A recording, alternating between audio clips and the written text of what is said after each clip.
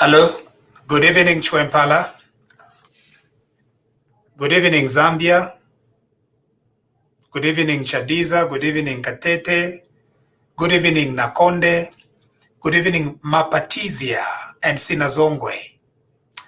Please share with as many people as possible, because if it is 21:30 Chwempala time, then it is TV Bakwetu time. Thank you for joining us. We do have an excellent panel as usual to explore issues of interest that happened during the day. And so today it was a very wonderful occasion because President Hakainde Hichilema was opening Parliament. And because of that, we want to discuss a few things that are related to that. But before we do that, and of course, we are going to have my co-host, Mr. Jerome Kanika, so that he can take over the show and guide us in our discussion today. Please share with as many people as possible. But I just needed to address a few things. Number one, on women representation, I understand that the UPND has about 10 women MPs. And my honest expectation was that all the 10 were going to be part of the cabinet. Now, I'm not going to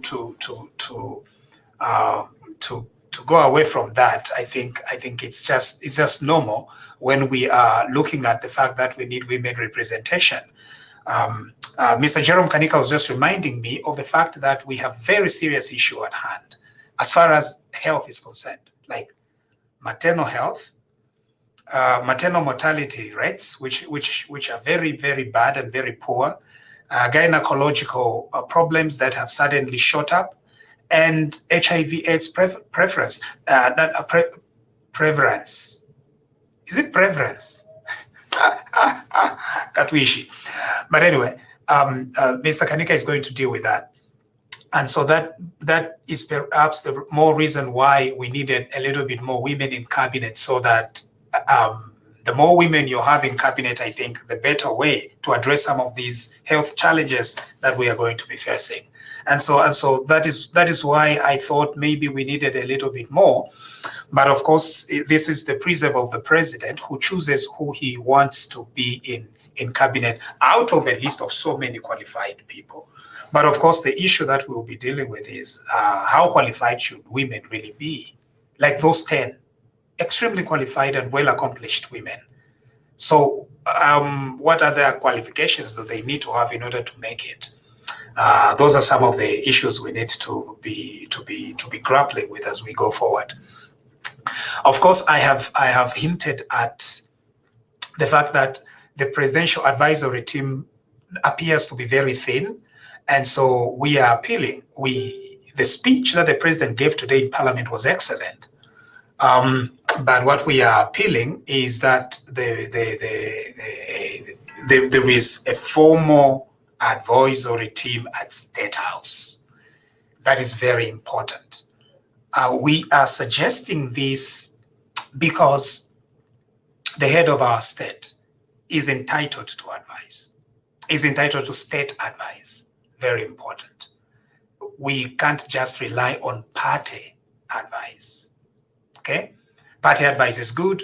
All those volunteers who worked very hard in the UPND, they are very wonderful people, very qualified people.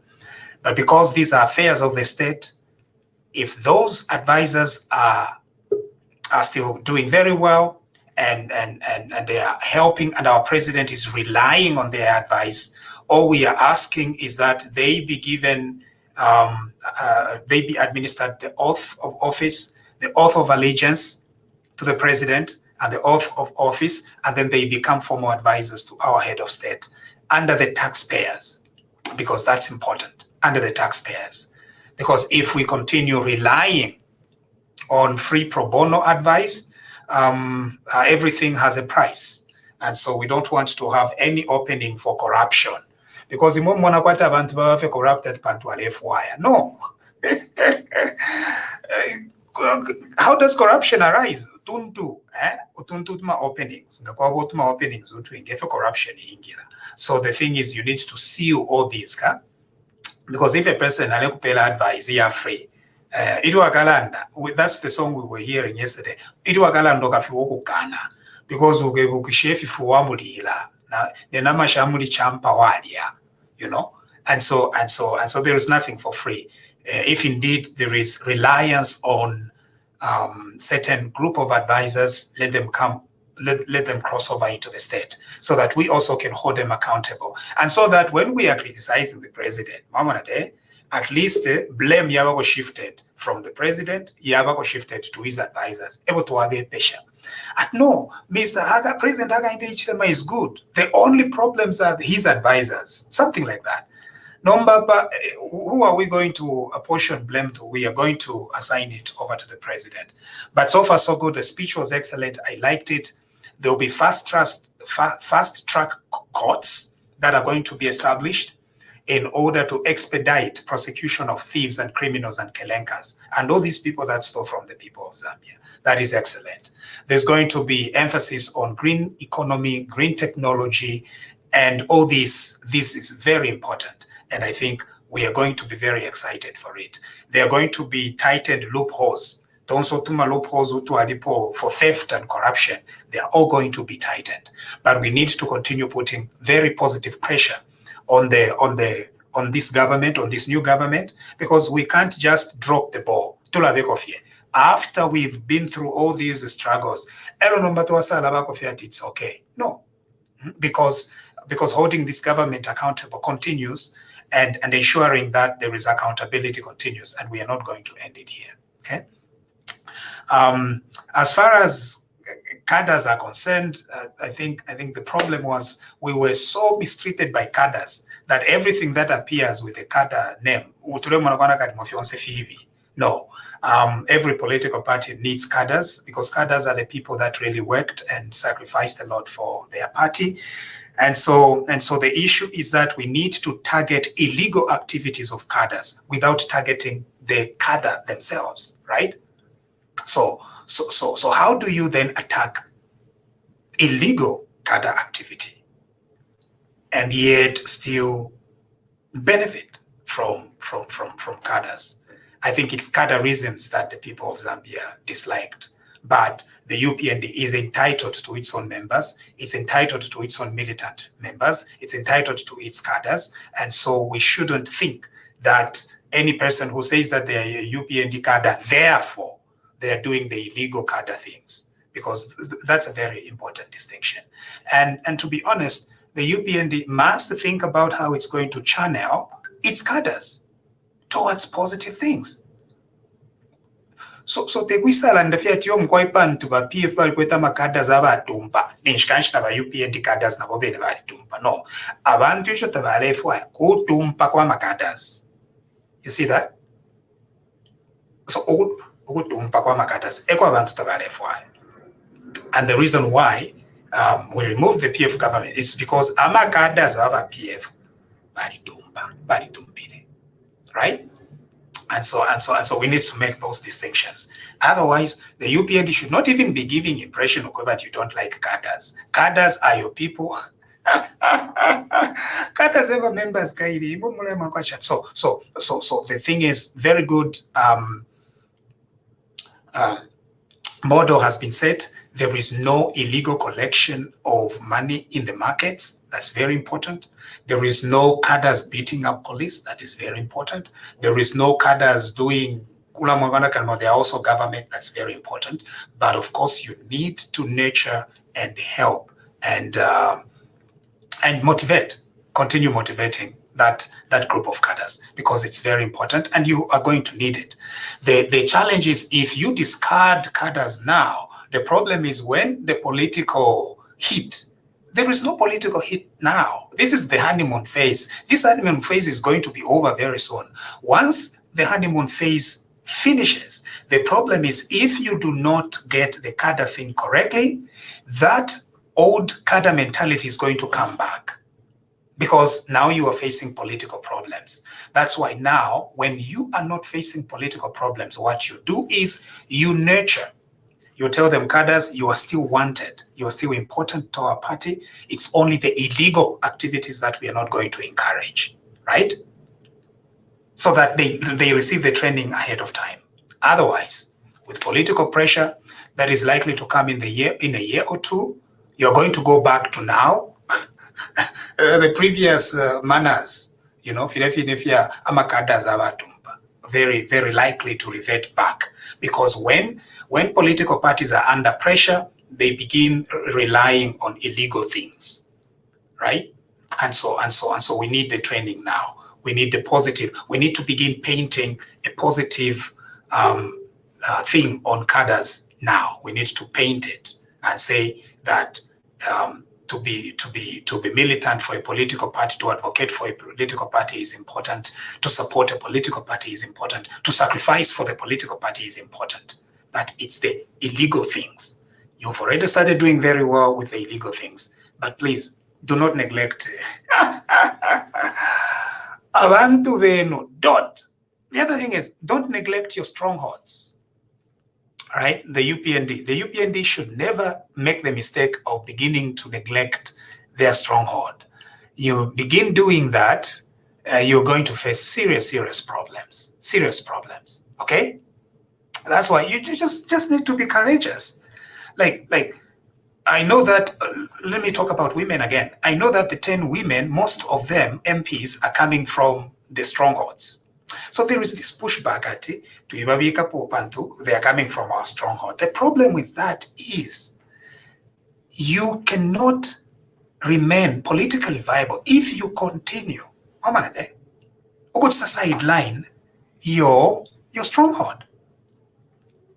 Because politically, the center does not really care. The political center, it doesn't care. No matter how much you do what you try to please the political center in Zambia, they will still call you names if you are UPND. So what you do is you continue motivating and you continue recognizing that this is a section, this is the constituency that stood with you over years. And if they have the vision, if they have the capability to govern, then you govern with them. Bantu it's easy, variable wachuulire nabo. Chimona balumendo bachintonfua. O wachula nangwe, webere yao mkwai, wamonako amatanda. Kumbi. Yambo kumoneka bwino. Elo bale wachuulire nabo, webere yo mkwai, it's okay, bala chita understand. That's the thing. At Bala Station, Bala to understand. So Avena Mapatizia, Bala to understand. Avena Mongu, Bala to understand. Big mistake. Huge mistake. So you do it because you are decentering certain attitudes. Because if it were the center that had this opportunity, you know what it was going to do? It was going to work and govern with the people who supported it. And we're not saying that you can't look elsewhere. What we are saying is that you can't neglect. That's the issue. You cannot neglect people that you spent years learning, teaching, training, sacrificing with them. Come on. In a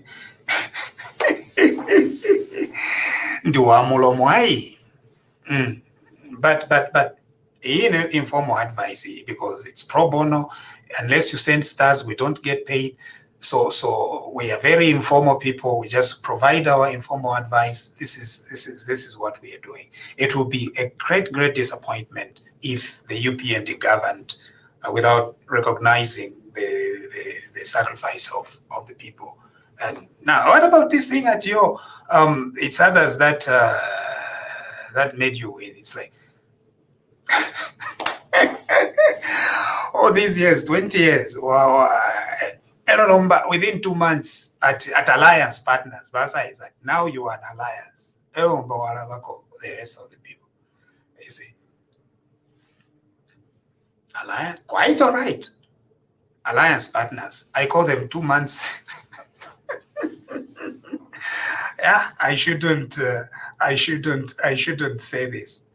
2 months Alliance Partners. Webere aba eba ume ateva aba eba lengera tuine. At who made you win? At Efia Umefi. If my alliance partners, 2 months alliance partners. At Efi didn't get it. Mweba ume. Ngabadia 2001 vena iyo naba 2011 vena iyo naba 2016 iyo kanova 2021 waine. Kanova 2021 no. It's going to be interesting to see how the UPND governs, remember, it's governing, it's a service for the people of Zambia. Very important. And when you were creating that cluster of change, where did it start? Very important. How has that transformed itself through the years to a moment where now you can govern? That's very important. That's why when I look back, I'm saying that by 3 weeks into an administration, the cluster of advisors should be formal.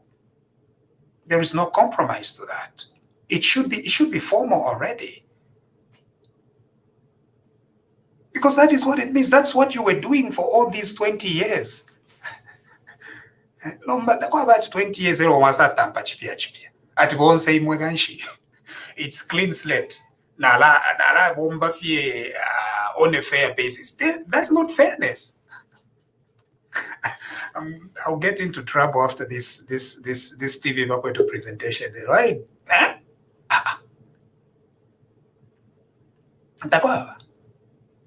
Okay. Vetting. National security vetting. Bantu Bambi, as an excuse. At Yom Kwai, there is national security vetting. Our intelligence in our country holds a lot of information about anyone. They do. Qualiva file in red brick about me. My father, my mother, my uncle, my aunt, my brothers, my sisters. That's part of the system. If you take a channel, chilamuntu kudia na imwe bene ba headmaster banani bonse imwe mwali kwataka file akakoba tikateka ngalefo kukuishiba ayi ati mpereni data pajuyo. It's a lot. Fiance eko fiaba. However, the biggest vetting is political vetting. Political vetting, very important. National security vetting can never override political vetting. It never does. Because Zambia is a political system. It's not a security system, okay? And so you can't tell me, okay, but all these 30 years people that sacrificed for the UPND or 20 years, suddenly they can fail a national security clearance. If they fail, you make them pass. Simple common sense. Why should that national security vetting be an issue now? A lot of these people, they are serious security issues.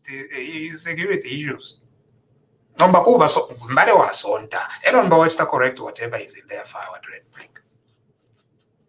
So the idea that because there are some people available fear red brick as an excuse that you're quiet because of vetting. What vetting?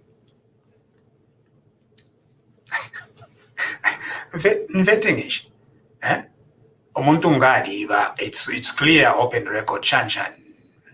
Things that are contained in security files at red brick, they're composed of hearsay, and everything else. So you can't use it as an excuse to whatever. Yagakana. Anyway,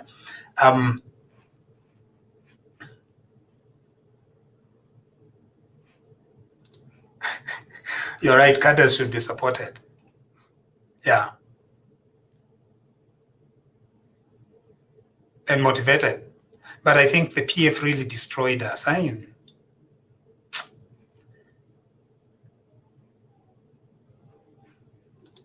the camp, Katwish.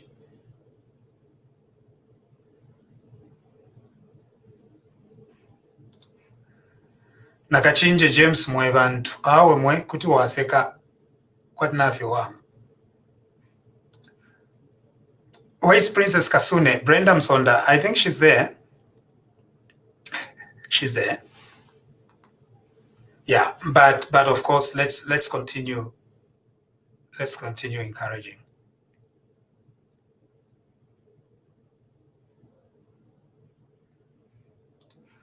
I think some of the odd members in the UPND alliance will be, yeah, that will be good. Okay. All right. Thank you. Advocate Malisa.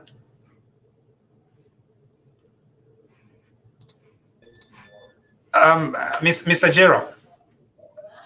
Yes, vamos. There's some feedback.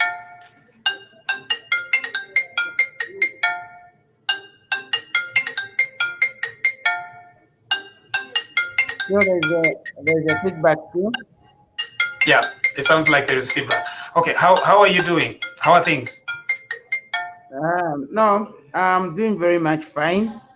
Yeah, hopefully the feedback goes. Though I am failing to get a feedback myself from No, you're okay. So how did you find the speech today? One to start with, I think the speech for me that twale punda toto patoto ikwena awe kwena na balasa speech na yani toto patoto 10 out of 10 that speech kwena if we do and if we follow what the president had to put in the speech, I think Zambia will be a better place and where everyone will be running to come to stay in Zambia. I've seen and I've heard a lot of talks, especially on matter concerning free education, where people are trying to talk and criticize the head of state concerning the matter of free education. But one thing that people need to know is the president has not run away from what he promised of the issue of free education. No. And in the speech, whatever he said, you may know that the president has mentioned that we are going towards the issue or the matter of free education. He mentioned to say, whoever, you see, is first he mentioned about expanding the bursaries. That is for those people who are in the universities and the colleges. So once we expand the bursaries, then will be able to capture a lot of people. That is people in colleges and people in universities, and give them an opportunity for them to be trained. And then on the other hand, he mentioned that every student, every pupil who every youth need to be given an opportunity to get educated. In this situation, we need to know what barrier has been there for people to not to get education. And one of the major barrier is the school fees. It's about money and the other accessories that comes with the schools in terms of exercise books and all that. Then the president in the speech said we need to provide opportunity for everyone. This itself tells you to say is learning to the issue of having free education. Now, let's wait and see what will be contained in the budget and see how far we are going to go in terms of the 2022 budget and what we're expecting. But the speech itself, it has given everyone an opportunity to say that we are going to have very soon free education. I think that's what happens because here on TV Bakwetu, I'm the only neutral person. Even won't say Mumuli Makadas because you're speaking like a Kada Jerome.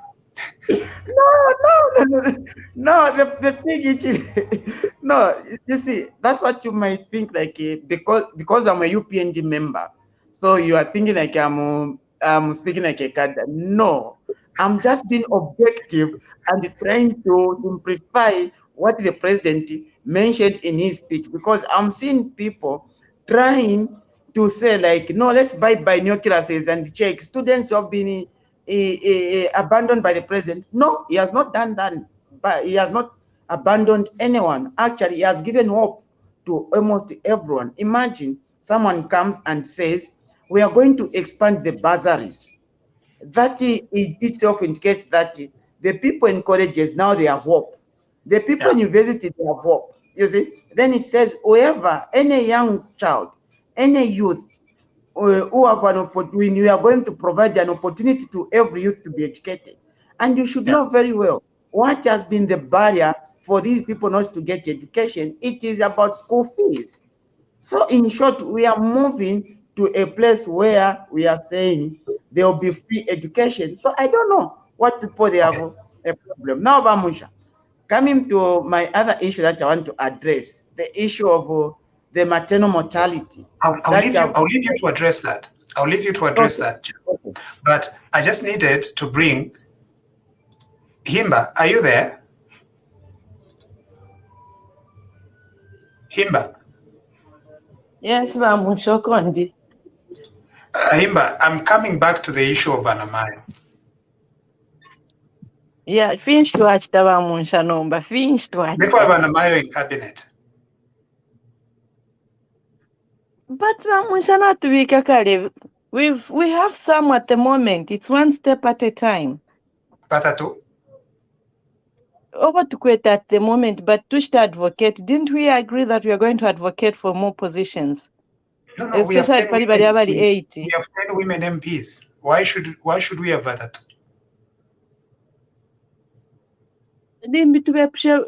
Can we have time to talk to our president? Okay. Joanne, we've got 10 women MPs. I want them more in cabinet. Nalufianya? No, I totally agree with you. I think we need to start walking the talk, and it would be monumentous of the president to have a cabinet reshuffle as in yesterday, because it's clear as daylight that people are not happy. So I agree with you, Monty. Yes, no, absolutely. We need more inclusiveness. And this is the right time to show that he means business when it comes to including women and young people in moving forward. It's an excellent cabinet. You see, this is the thing of center. The center is always excellent. Very wonderful men. It's a very wonderful cabinet. So we are not saying that this cabinet is not efficient. That is not the issue. The issue is that this cabinet is lacking in women representation. Absolutely. And I think we can do far much better than what we've done. I think 3 out of the whole number is just a poor representation. How many women do we have in cabinet? Is it 3 or 4?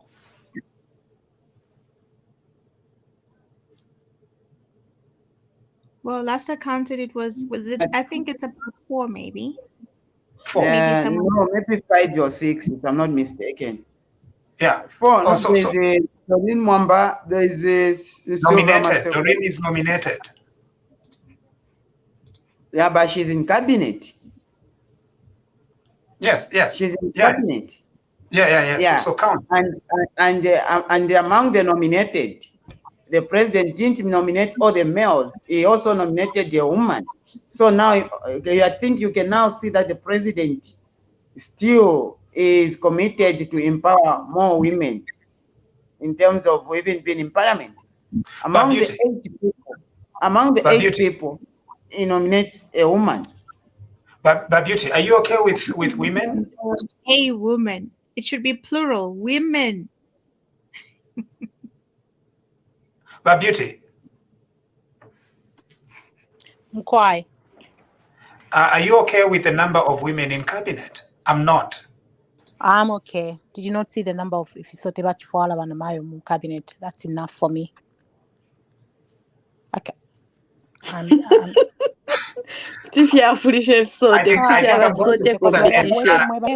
hold a very powerful button here. I'm going to close this. It was Ifisote competition. Yeah, nguma tata mulungu tefisote fyo yo chatala mbona ponevo. So yeah, fia fula fida fini mbata tulifua na fimbi. You know what? I'm not going to allow that.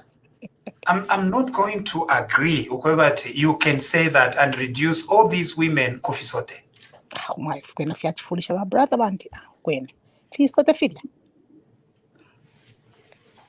It's a fashion statement, Beauty. It's just fashion.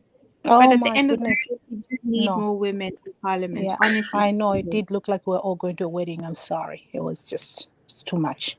The size of them as well. They were so big. No, Some of no, them. It's no. just unbelievable. Okay, there's several things I expect. I don't expect to go that you are going to make Ifisote into an issue. Oh, huge. Tulepo Ifisote. You know what, Beauty? Here is the thing. Bashtata have been destroying this country since 1964. Abashfuare Ifisote Bashtata. They've been destroying this country. So maybe Tulepo Ifisote Fiabana Mayo so that something changes in our country. I'm serious about this. Vamunsha, as we are talking about ladies, I'm also sending a message to our women who are representing us at the moment, no matter how small the number is. I think ilya ashirya kuma labor ward nabena bakatubikireko amaano pantu mweba mutamwingiramu tamwamuna disaster yabamu. So abaana kashi I think aponga mwalanda kubaana kashinshi mwa nami supporta sana namuna apa because muleba mwali ba disaster muleba ward it's bad fyali bipefintu so tulelombako kuli baana mayo that they should look into the labor wards in the hospitals. They should advocate for better security.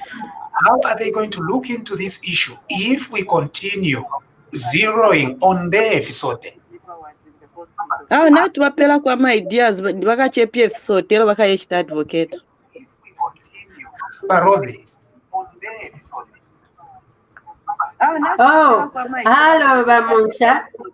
We have few women in cabinet. I'm angry. Can you hear me? Yes, I can. All right. I'm so grateful that I'm included in this program. Lyonse ntambafye naambye katushinga mu 2019 nale tambafye. Ishaishibe how to get on, but today is my day. Natotela sana when I've been following you. I live here in UK in Wales. Nomba nalala ndakopali bana mayo nangu mule ilishanya. Bana mayo abengi tanga fafile ba president balandire tebengi bayimini na muntu wanikane mu parliament. I mean tababa she nominate. That's number one. Then number two, Mayo Mwalela and Pari. I don't know. Somebody said the Pari our culture which is so wrong. Kuli feedback somewhere. Mwashimia TV ngakuli TV nangu kuli phone mbili on. My TV is on, but it's muted. There's no sound. Do you want me to switch it off completely? I think so. Let's try that. My TV is on, but it's muted. Okay. Am I okay now? Is that much better?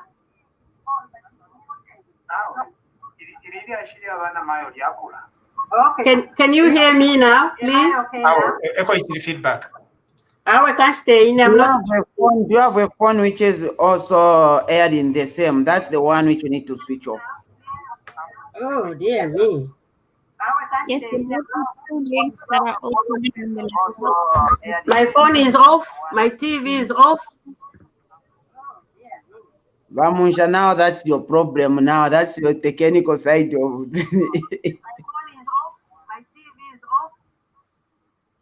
I think you need to close one of your tabs. There might be two tabs open. One of your tabs on your. Okay, Rosie, you sign out and then you sign back in. I hope I'll be successful. I don't even know how I managed it. Okay, I'll try. Okay. Joanne, I think you're the only one who supports me here because Himba and Beauty, they don't. I think it's a work in progress, Munsha. We definitely need to, I think, be patient in seeing this through because it's a fight that I'm impatient. I'm sorry. I'm impatient. Oh my goodness. No, I agree with you. We need them in parliament. But nena adi meva tatrefwa ya mariflaf. Tatrefwa ya ba kulaisa mkulala nde bali ba maplot bali. We want women with caliber to bring issues, ideas to the table. Do you So want me bela limbi. to give you CVs of the 10 women in the UPND caucus? Okay, mutupele tuba munene fyo bachita achieve. Ero no kuchita achieve te passive twefwa na physical experience. Okay. Bantu na badola siri abadi kwa CV isuma from University of Zambia. awe nga bayimbi apo penapo inena alaingira mangu bachita defend. To be in cabinet, you just need to be an MP. And to be an MP, you just need to have a grade 12 certificate, nothing else. So once somebody in parliament, bali got grade 12 certificate. So once they have powerful CVs in terms of delivering. So in terms of other CVs, it's just a grade 12 certificate, you are done. There's no need of saying no ninkwata PhD, ninkwata amashani, ama degrees. No need. It's just a grade 12 certificate as a minimum qualification. So let's based on that. Thank you. So Okay. now, but once any sharp, if we talk of academically, they all qualify. But number we come to the whether they can deliver, and we need to qualify them if they are not leaflafs. Why aren't you asking the same questions to men? Why aren't you asking to the 20 men that are in cabinet? Some of them are riffraffs. Tuleba mona abaume abali mu cabinet tumona ama leaflafs na bena ngomo bali advocate for them to be reshuffled. Because all we are personally, I want whether a male or a female, if they can deliver for Mother Zambia, that's what I want. Munjerereko. But no. I think we need a lot more women in cabinet, Bachepa, and we've got excellent women right now in the UPND caucus. I'm not going to. No one is going to change my mind about that. No one. Bachilovia, Patrick Chilovia. And no one is going to change my mind about that. Yeah, yes, Makwet. Yes, comrades. And hello to viewers. So, Mamwisha, I think you remember yesterday I said I think there are not enough women in cabinet. We expected more women in cabinet. The fact that we've got so many women who are elected, at least 10 of them, and then some can be nominated, and some of them are brilliant. So maybe women will be appointed in other positions, like maybe permanent secretaries. Because if you look at the permanent secretary list of the previous government, there were no women. I'm just dealing with cabinet. You remember Mr. Musha, I gave an example of Botswana. A lot of us guys have been to Botswana. 50% of the cabinet in Botswana is women, and they've been doing excellent. And women are good. So, and I think we should have more women, at least 30% of the cabinet women to start with. I concur with you, but yeah, we need more women in cabinet, and we've got excellent women in UPND. Yes, we already have them. So we do have them. This is not like we don't have women. The women right now among MPs, they are already there. Among MPs,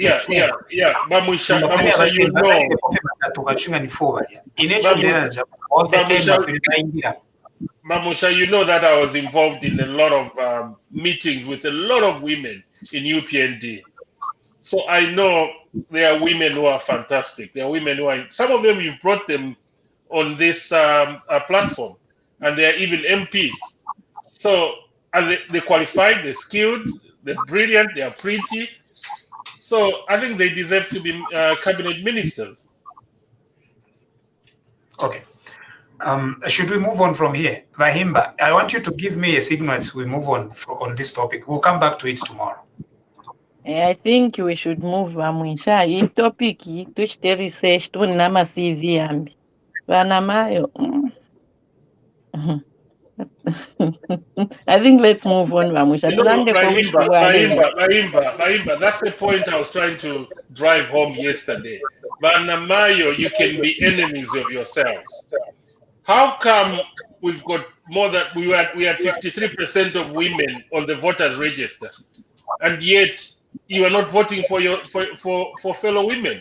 Remember, I gave an example. There were constituencies where there were 4 women in that constituency and 2 men, but they went and voted for a man. I remember there was one where there were, I think, 4 women, 1 man, but they voted for the man. Why? And then we start complaining that we don't have more women in. Because the other point is the president needs to have a large number of sample on which to get the women from. So if there are only 10 women, what do you expect the president to do? We need more women. If there were 30 or 50 women, then we should have. We're going to have a very strong case that the president should get at least half of the cabinet from those women. Okay, we are going to move on. We'll come back to. I agree with what you're saying, that we can be the enemies to ourselves, but then we can also be great leaders. We are great leaders in our own ways. But for now, I think for me, most of the women, I'm sorry to say this, but this is my opinion. Most of the women in the political arena, they've disappointed me. One, the confusion, the Minister of Confusion. What did she ever advocate for in Parliament? Even when people were being killed, she was quiet. What did she condemn? Nothing. Yeah, but Vahimba, what you need to understand is the leadership. That leadership then was different. We've got a new leadership, a new dawn leadership. And look at Botswana, because Botswana has had very good presidents on top, leaders. If you look at the PF had a terrible leader on top, and it drills down. Look at organizations that are successful. They've got very good CEOs or presidents, and it drills down to the bottom. That's how leadership is done. Look at Botswana. How come Botswana has got more women, and it's one of the most less corrupt countries in the world? So even Zambia can do it. We can start now and start empowering women and see how women are going to perform. And if they perform, then we'll demand for more women. So the time is now. Because men have failed us. Look at how much men have stolen. And then compare to Botswana. Look at how much women have propelled that economy to one of the best economies. Botswana is the only economy that lends money to IMF. So why can't Zambia do that? So at one time, if women are in position, they will make sure money is not stolen, and we can start lending money to IMF instead of borrowing. Share is drinking. Look at the qualification there. Qualification. My PhD now. Tieni tulande best body speech papa teni ashira ma PhD ni same neja ma PhD tadi apoe. Okay, all right, then I'll yeah, I will read it. Anyway, thank you very much, Advocate Melissa. Good evening. First of all, Advocate, there is concerns here that we read on our page that you as lawyers cannot tell us, cannot come on TV Vakwetu. Is that true? Okay, I saw that comment on your page, and I think it's good that you've decided that we address it here and now. So I think I'll start by correcting my brother or my learned And colleague. I need to be clear, I'm a lawyer. I'm a lawyer here in Canada, so I'm a practicing lawyer. Na mnomo in the office, mtivi wako to studio. Actually, nama file ni kwata. So just to set the record straight, because vamona kwana kalimo a lawyer. I'm a fully fledged member of the Law Society of Alberta. A company bomba kwenye Munsha Law, which is my law firm. And we are free to talk here in Alberta. We are free to talk. As long as okay. Number imwe achani Zambia, you can't. No, that is not correct. I think I need to correct my learned colleague, who I happen to know, who posted on your page. I think first of all, I think people need to not mislead others and bring the correct provisions of the law when they're citing. First of all, my colleague said it was Section 6 or Rule 6 of the Legal Practitioners Rules 2002. So to correct him, the rule he was citing was actually Rule 17, Sub-Rule 6 of the Legal Practitioners Practice Rules of 2002, which is SI number 51 of 2002, which said that a practitioner cannot appear on television or radio unless they have prior permission from the Legal Practitioners Committee. So that position has changed somewhat with the introduction of SI number 23. Where's that feedback coming from? Jesus. I think Yandi. Okay. Yeah, so I was saying that position has somehow changed with the introduction of SI number 23 of 2017. For the benefit of everyone, I think let me just read what it says so that we put this matter to rest, and for the benefit of my colleague who posted on your page, Monsha. So section Rule 16.1 says, a practitioner may, at the request of the press, radio, television, or other media, consent to be interviewed in a professional or private capacity. But A, the interview shall not be in relation to any matter or be given with such frequency, or at the interview, nothing must be said or done by the practitioner that may reasonably give rise, in the opinion of the counsel, to an inference that the practitioner is attempting through the interview to advertise the practitioner's practice or firm.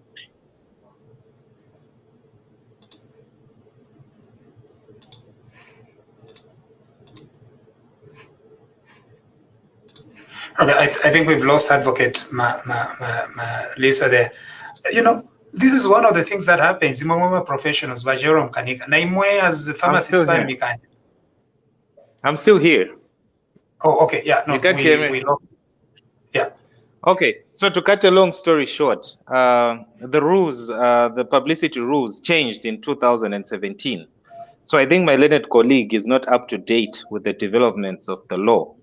So the new rules say that if I am invited on any television station, that's why you see State Counsel Sangwa and my friend Chirwa that you posted a picture with earlier on today, Joseph, and all other lawyers. If you are invited on media, you are allowed to go there and speak either in your professional capacity or in your personal capacity. But what is not allowed is for me to come here and start advertising my law firm. And I don't think there's anyone in this program who knows which law firm I work for. I have never mentioned it here, and I have never advertised myself as an advocate. What I discuss here, we discuss issues of national importance, which the rules allow us to discuss. And I can comment on any legal matter as long as I am not advertising myself. And I think my colleague was just misguided, and we have pointed him to the correct provision of the law, and I hope you update himself on that one. And the rule was citing was actually a wrong one that he cited. He should have cited Rule 17.6 of the 2002 SI, not Rule 6. Yeah. Okay, I think that's all I can say. Zambia, eh? That's a good thing with TV Vakwetu, because here on TV Vakwetu, we have pharmacists, we have lawyers, we have doctors, fiance, and we advocate for women, we advocate for youth, we advocate for everybody. Eh? And so that is one of the things. Thank you. And Advocate Melissa, there are so many people right on TV Vakwetu that want to be lawyers. Some of them are lawyers and they don't know the law, right? So by you clarifying on statutory instrument 2017, somebody has benefited. And there is Correct. probably a lawyer right now who is going to be much more confident tomorrow to come on TV Vakwetu and help us explain a few things. And so this is national service. This is what we mean by national service. But actually, lawyer, umwenso,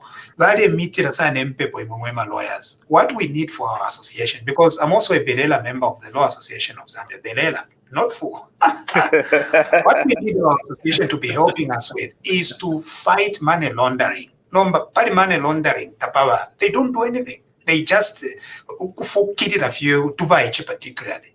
Akamwaicho kukafukirira. No.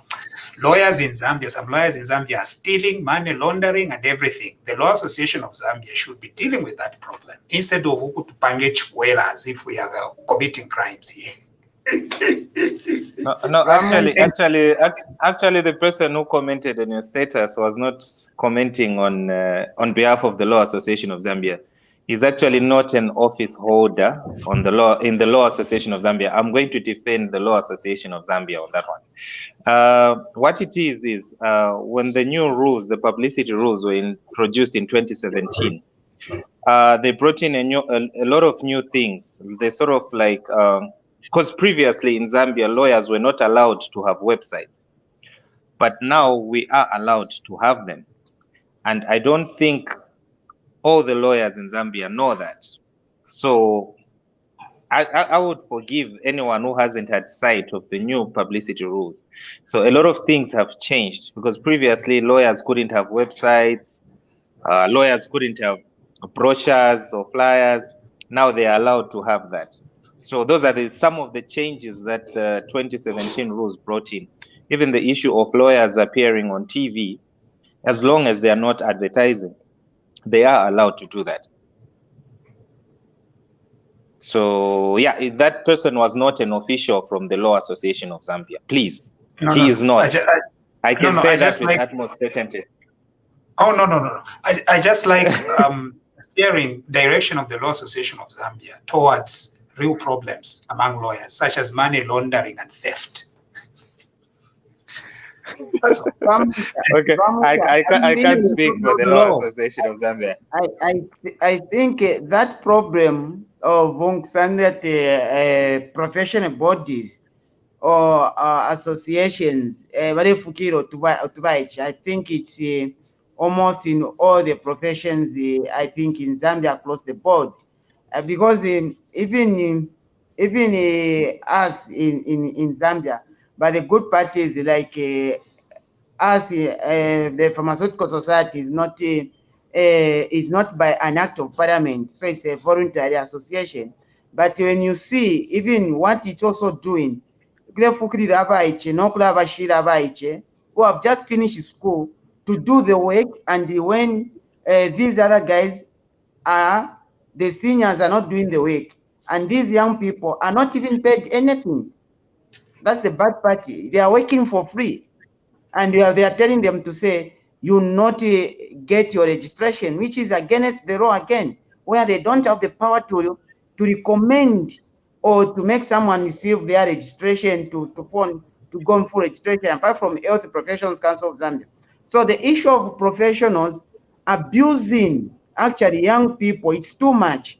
And here now we need to just find a day where we need to come and just have a full-fledged topic on the professional bodies mistreating the new entrants.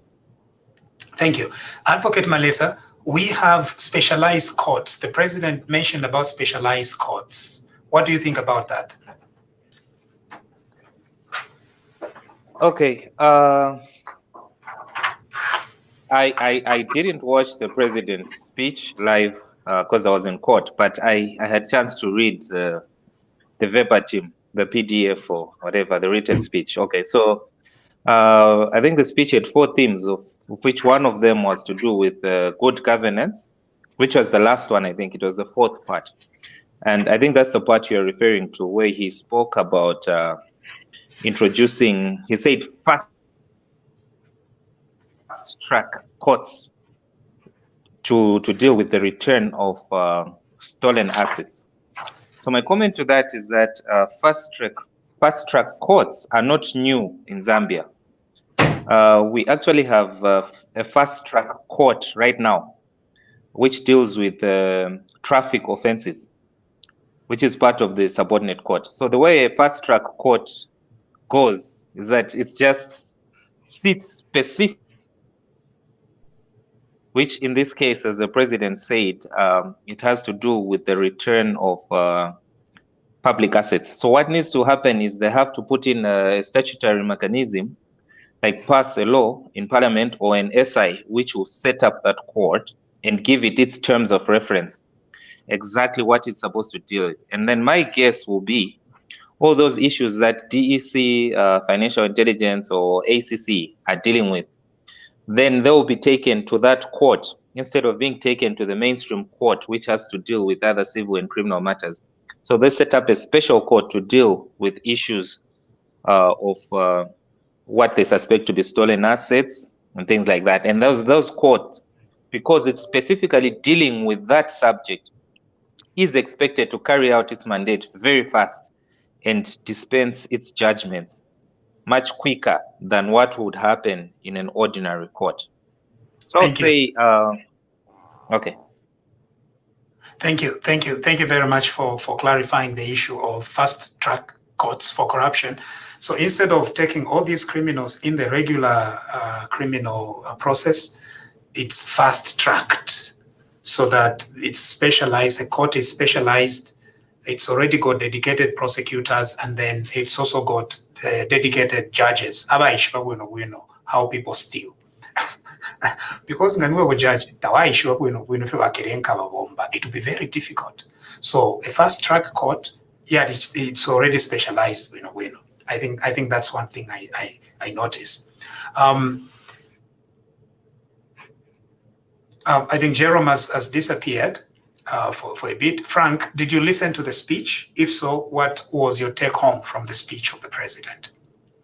It was a lot. I think one of the things that I really wanted, which has just been clarified then, was the fast track court. That was the first time I heard of that. So that was quite an interesting one, that the president understands that he's looking for specific people to do specific skills to do certain jobs, like you've just elaborated there, certain judges to deal with certain criminal matters in terms of understanding how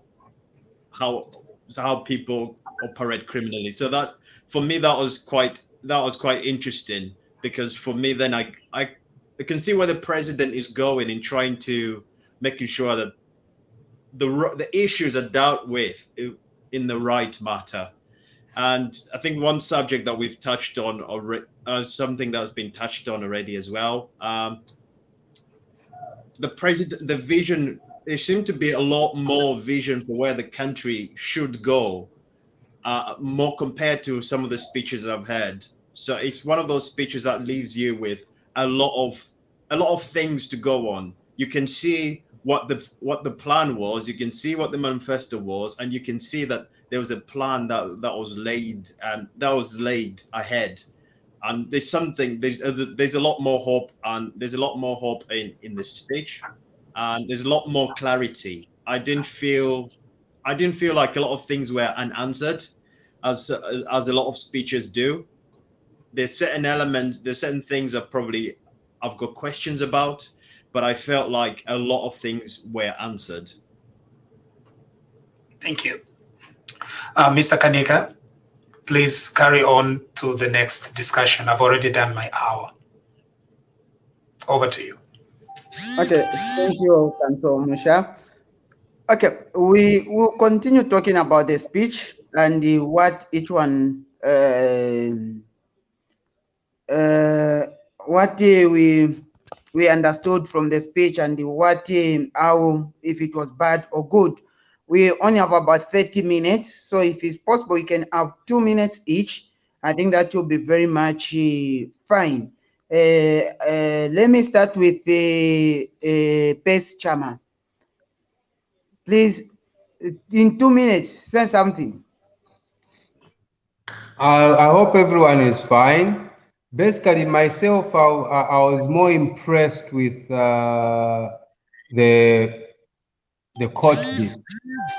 Because most of it was all to do with these guys who were stealing, basically, the first court.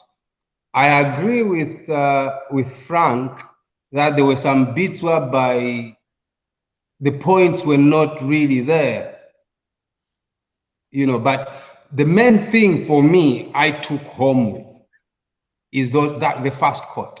The first court for me, I agree with my party president from MMD. I was listening to what he was saying, react on one of the interviews. He also agreed with that. And the other thing I would like to say, to especially PF people, I know there are some PF listening. Some will think like it's witch hunt, when it's not really witch hunt. If somebody has done something wrong, they have to go to court. But there's one last point I want to also make. Earlier on, you were talking about women. The only thing I can say, we shouldn't put too much pressure on the president that he needs to choose women and all that. The time we were supposed to talk about women were the time they were choosing candidates to stand as MPs. As Patrick said earlier on, he mentioned that if we had more women in parliament, or should I say more women chosen by the current ruling party, we wouldn't be having this discussion in the first place. So for me, I find it a non-starter. We have to follow proportion. The proportion according to men and women in the space for UNPD, then those are the numbers they have. So I can't put any pressure on the president. I think that's all. Thank you. Let me come to Gregory. Yeah, Gregory, please say something about this speech, today's speech. Thank you so much. Can you hear me? Okay. Yeah. The speech in itself, I think, is a milestone in itself. I think for me, as much as many people have commented, I sort of looked at how the president formatted his speech, because he gave it a theme, and it is that theme that is going to carry the vision of this government in the next 5 years. And he said, a united, prosperous, equitable Zambia. So when now he started going through the expanded speech, actually the contents of this theme are found in the body of that speech. So for me, I think what now should happen is that we are now supposed to sort of break down this speech in relation to the theme. So we need to see this theme being actualized in the process. I read somewhere where somebody was saying, no, he didn't put action points within the speech. He doesn't necessarily have to do that, because he has given a theme which is supposed to be a guide. Mind you, what happens in our parliamentary arrangement is that then now Parliament is going to make comments and discuss the president's speech. So that now becomes a working document. So unless people cannot decipher the theme, then they will have a problem to comment on that speech, to say it was an empty speech. But as far as I'm concerned, I think it was a loaded speech, and it lays a foundation for UPND to showcase its governance abilities over the period of 5 years. So as far as I'm concerned, I think I won't lay so much pressure on the president. it's a fantastic speech. Let's see what will come out of what the president was envisaging to see in the next 5 years. Thank you. Okay. Thank you. Let me come to Kangwa. I think Kangwa, please go ahead. Evening, everyone. Yeah, the president's speech overall was very good. I think it set the tone for his vision. The particular highlight which I liked especially was his emphasis on digital transformation. I'm really looking forward to a lot of processes being digitized in government. I think it will improve business efficiency and also bring about new opportunities for SMEs and other medium enterprises. So I'm really looking forward to the budget. I think the budget will, you know how they say, put your money where your mouth is, or is it put your mouth where your money is? Yeah, put your mouth where your money is. So he can say all these lovely things, but at the end of the day, the budget allocation will speak to which areas is actually going to focus on. So I'm really looking forward to the digitization of a lot of processes in the government ministries and government processes. Yeah. Thank you. But Patrick, you haven't said anything about the speech. You are at first they're talking about the women. Please, that debate for women, we have suspended it. Let's talk about the speech, today's speech. Please. Okay. Before I talk about the speech, I just wanted to ask about Advocate Malisa. And Advocate Malisa, good to see you. I've seen your face now. Yeah, because you don't, you know, Okay. yeah. I just wanted to I'm ask usually in the dark. Advocate Malisa, if he can comment on something. Advocate Malisa, one of the things the president spoke about was the issue of fast track courts. But if you know, in some countries like Nigeria, they've got tribunals. Each Nigeria is divided into states, decentralized. So each state has got its own laws and statutes. But most of the states, when there's a criminal issue, they use tribunals, and they are public tribunals, to deal with corruption. And then also they also do, at one point they did some amnesty, where they said, you people have stolen the money. We've given you amnesty. Bring back so much, and if you don't bring that much, then we'll prosecute you. And they recovered a lot of money. Do you think the fast track court, is the best way Zambia can use to recover what has been stolen, as opposed to what other countries are doing, like amnesty or criminal tribunals, which are done publicly? And also we've got some laws, very good laws. I remember you mentioned about the forfeiture laws. In the UK here, they've got what they do, what they call lifestyle audits. And if they discover that somebody, a minister or an individual, is living beyond his means, because they will know how much taxes they pay, what business they do, they will do a lifestyle audit.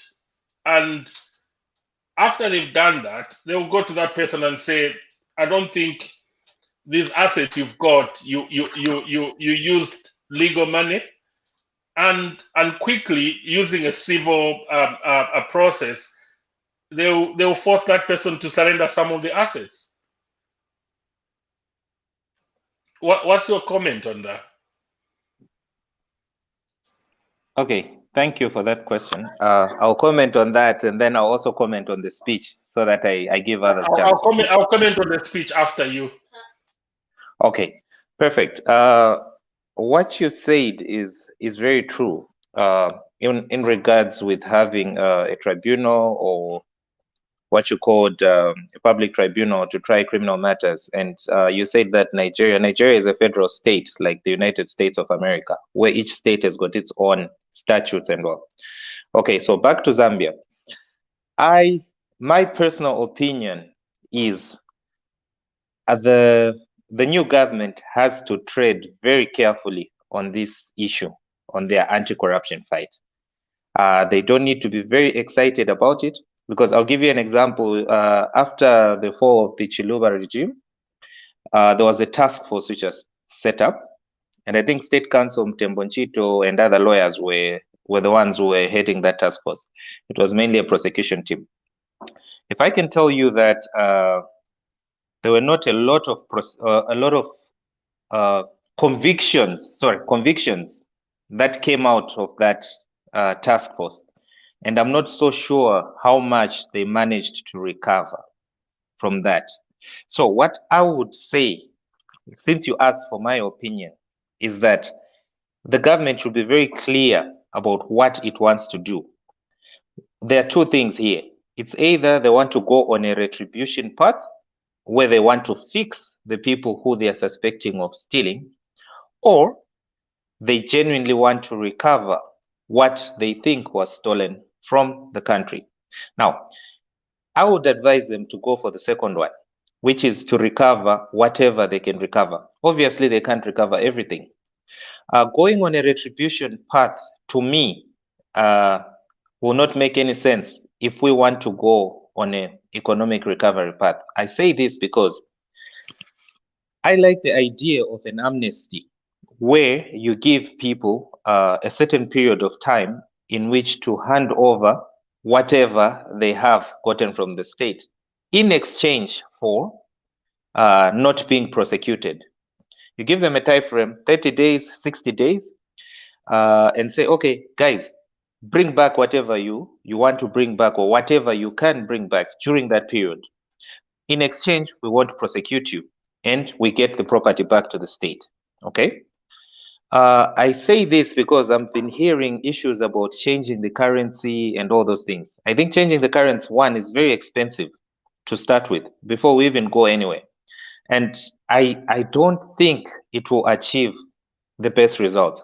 So I would go the amnesty route like you suggested. Give an amnesty, and when the time expires, then you prosecute.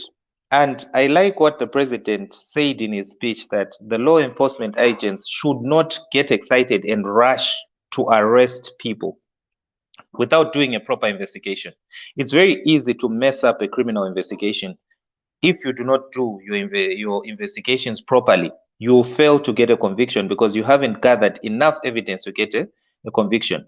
What people need to understand is that suspecting someone of stealing and actually proving that this person stole in a court of law are two different things.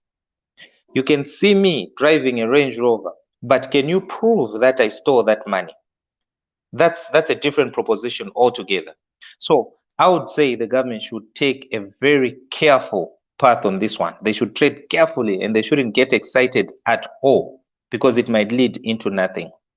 They should have a proper strategy as to what they want to achieve. If you just want to put people in jail, harass them for a few days, fair and fine. You can go ahead. But if you want to recover whatever has been looted, then a very systematic approach needs to be taken. And then my comments on the speech, besides the obvious that you're talking about the anti-corruption fight, which usually happens every time there's a change of government. For me, I would say, first of all, it was a good speech, 53 pages. It was quite long. And I like that it was broken down into 4 themes. But the thing that stood out for me was 2 things. First of all, he spoke about the green economy and environmental sustainability. I think that is very important because over the years, like the past few years, there has been a lot of environmental injustice happening in Zambia. Like investors, the Forest 27 saga, all those things. Like our environment is really at risk. A lot of things are being done in the name of investment. There's this mine which was opened in the middle of the game park. Again, to me, that's a problem. And if government puts it at the center of their agenda that they need to protect this environment, because you and me have got children who will be here for the next 50, 100 years. If we clear all the forests now, our children will not have this wealth that we have today. So I hope that Bali walks the talk in as far as protecting the environment is concerned. And then the second thing that stood out for me, he mentioned SMEs as being critical to the economy. I think there he's spot on. He mentioned the part about reducing one, the cost of doing business, and then the lead time in registering a business. And then most important, he said they are going to reduce the number of licenses that one needs to do business in Zambia. I think if that is followed up and it's actually implemented, I think we would see an economic boom in the next 3 or 4 years. Of course, it's going to take time, but if they do what he said in his speech. Answer, just hold your thought. Mr. Flank, how are you, by the way? I'm asking if you can take over from me. I just want to do something. Yeah. Of course. Because it's almost getting to, yeah. Please take over from me, please. Yeah, good day. Okay, just to close my remarks, I would say... Go ahead, you have time. Yeah, there are a lot of people, so I want them to speak as well. So to close my remarks, I would say if the number of business licenses is cut down in Zambia, then the cost of doing business will significantly go down, and it will be attractive for you and me to start a small business. And then we are going to employ, if I employ 10 people, you employ 10 people, 10 of us here, we've employed 100 people. That is the employment creation we're talking about. Okay, so lastly, I would say the speech was good, but we've been there before where people make beautiful speeches and what. So what we want now is a follow through on the speech, because if there's no follow through, it will be just what it is, just a piece of paper and nice words. So what we would hope for is that whatever policy was articulated in that speech has to be put in real life, and we have to see it happening. And we hope the cabinet, parliament is all in tandem with what their president or the president has said as a policy direction. And the most important, rule of law, freedom of the media. I hope, and I sincerely hope that this government will not go down the path of trying to silence the citizens from speaking. Because as long as we're speaking the way we're speaking right now, we are actually helping the government. If they see criticism as an enmity, then we're heading down a dangerous path. But if they're going to embrace the criticism that we give, the checks and balances, I saw a lot of people attacking Sean Tembo. I don't think he needs to be silenced. He is a necessary voice in this dispensation. We need every voice we can get. Everyone should be allowed to talk. Whether they're talking nonsense or not, it's another story. We should not silence people. And may this government be tolerant to criticism. Let them develop a thick skin and let their work show, not silencing the opposition. Thank you very much. Thank you. Thank you. Mr. Patrick Chilufya, I think you're going to comment about this speech as well. Yeah. You got 2 minutes. Yeah. With me, I was working. This new normal now, working from home. So I was working, thank God, and I was also listening to the speech. It was a very good speech, and I think the president was setting the tone. The same theme the president used on his speech today was the same speech he used during the election of the NMCs. When we had a virtual election because of COVID.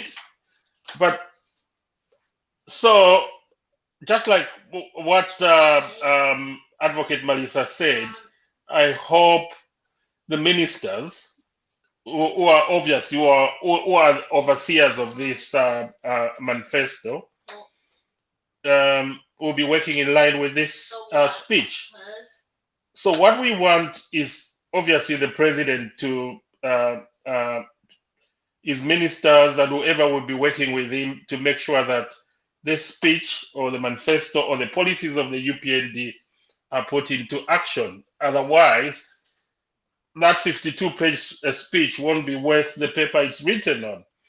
Yeah, some of the most important things I picked up was just like some other commentators was emphasis on small businesses, SME. When I came here, I was thinking when in the UK, most people are employed by big companies.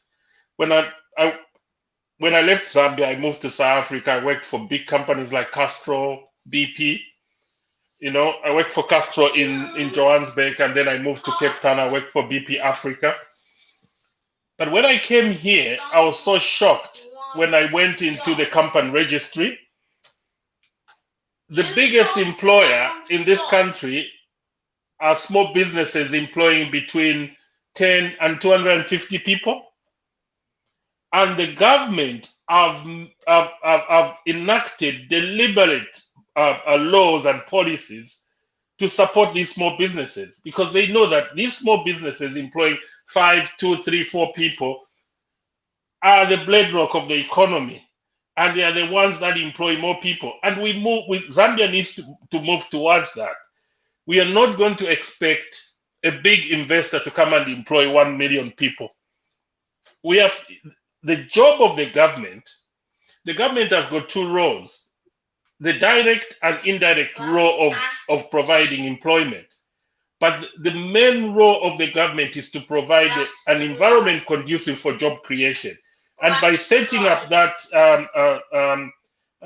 small businesses ministry or department, and if they do a proper job and allocate it a lot of resources, I think more jobs will be created. It will be a different story after 5 years. But implementation is another issue. The greener environment is another issue. In Europe here, everybody is trying to go cleaner, environment. Cleaner fuels, is solar. In the UK now, I drive an electric car. So that's the way Zambia should go, and to me, that was very encouraging. And then the other thing that catched me, that made me so happy, was the issue of all the transactions going forward will be electronic. Like at the moment, we've got problems with cash. It's because everybody wants to have cash.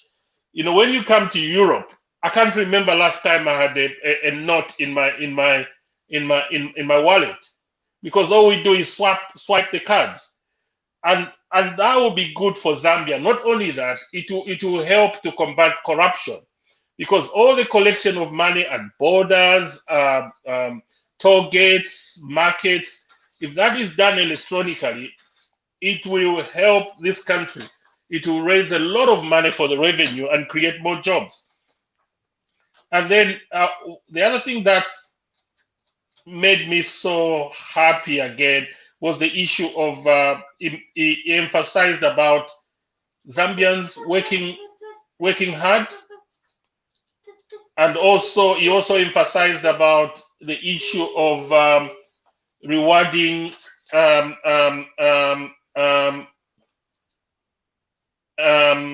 he also mentioned about rewarding people who are honest, and he also talked about servant leadership. So what HH was trying to say is, most of us Zambians, all we want is to get from the government. But what are we giving? What are we doing to the government? What are we giving to the government? So our priority is to support the government and make sure that this government succeeds. I think those are some of the issues I picked up from that speech. Thank you very much. Yeah, it's interesting with going digital, and for me, I mentioned I've always been saying this for years. If everything goes digital, then nobody's handling money. Nobody at the council is handling the money. Somebody just goes and pays with the card. So that was an important bit. Then you just take away any element of anyone taking any backhanders. So that's a good idea. But yeah, just to add another point, you know, Frank, you know, in this country, in Zambia, you have to go to the passport office, pay the money, and that interface, you know, results into a lot of corruption. Imagine here, if you want to apply for a passport, you just go to the post office, get the forms, fill them in, pay at the post office, and then the post office send them to the passport office. You're not talking to anybody, and then they'll tell you in 6 weeks' time your passport will come back.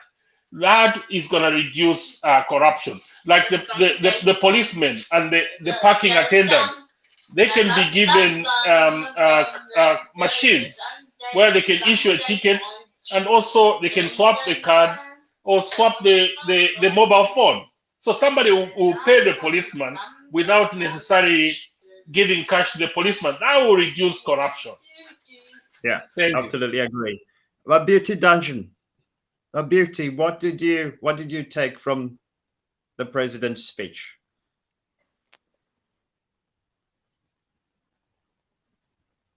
You're muted. Oh, hi, Frank. It's good to see you back. What did I take from the president's speech? One of the things that I took from there was he talked about UPND admin to improve the higher education board systems so as to help the poor. That's very good, I think. And the other thing that he really talked about, I remember him addressing the speaker and saying, people like myself do not need our children to get free education.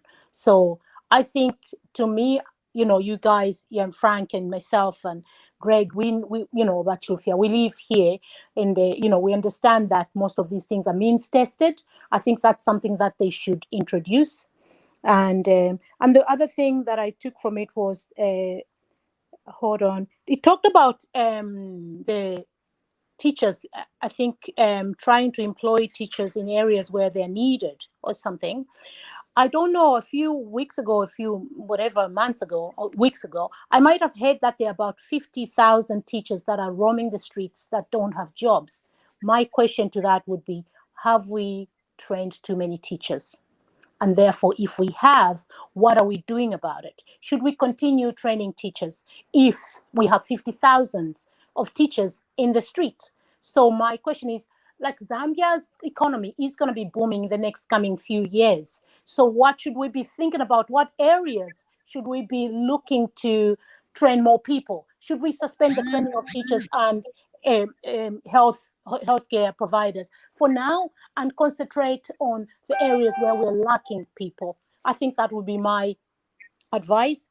Another thing that I thought would be good would be the introduction of social welfare system here in, you know, in the West. You know, guys, if you lose a job today, you know, depending, especially in Canada, I think depending on how much you get paid, if you get paid over 100,000 a year, you might not be entitled to social welfare when you lose your job. But if you get less, I think you could be entitled to receive social welfare, or the dole, as myself and my husband call it. I think that would be something that would be great for Zambians, because people lose jobs and you know, when they've worked and paid tax in the organizations, that money should be something that they should, you know, acquire after, you know, such a thing does happen. Another thing that I had here was, hold on, to introduction. Yeah, introduction of tax returns should be made mandatory. We've talked about people that have stolen, okay?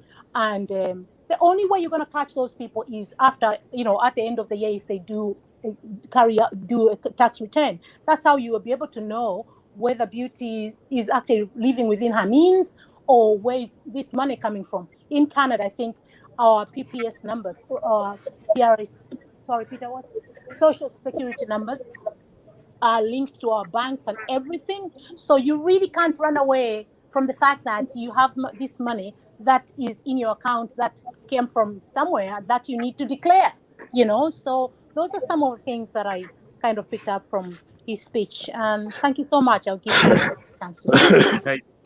Thank you. Thank All you. Chama, what did you get? Oh, by the way, do you know my middle name is Chama as well? What did you take from the speech? 2 minutes. Zambian people don't know what 2 minutes is. Can you surprise me? 2 minutes. What did you get from the president? Myself, I'll surprise you. Frank. I've already spoken. I'll surprise you. I've already spoken, so I've already finished your 2 minutes. I'll give it to Godfrey, who hasn't spoken.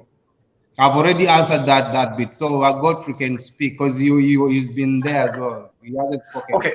Can we then discuss this in the background, because we've already run to 1 hour 30 minutes. Yep, we were. Sure Yep. thing. So if we just take any of the topics that we left over to the background, and I'll leave Mr. Musha to close the program. Thank you very much. This has been a presentation of TV Bakwetu. We really appreciate your help and your support and your loyalty. We'll see you again sometime tomorrow. If you are still here, please don't go, because there will be a background discussion momentarily. Thank you. Good night. God bless you, and God bless our country.